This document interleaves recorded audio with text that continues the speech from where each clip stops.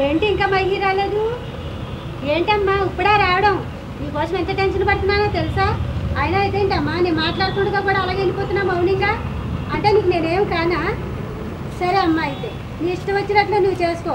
ఒక తల్లిగా నేను ఎలా మర్చుకోవాలో నాకు బాగా తెలుసు. నా ఇష్టం వచ్చినట్టు నేను చేస్తాను. అడగడానికి నువ్వే కూడా.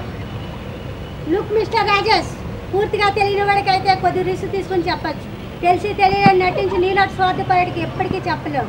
ఈసారి నాతో మాట్లాడేటప్పుడు నువ్వు తెలుసుకుని మాట్లాడతావని ఈ విషయం నీకు చెప్తున్నాను. Mind it. అంటే డాడీ ఇంకా మారలేదు మమ్మీ?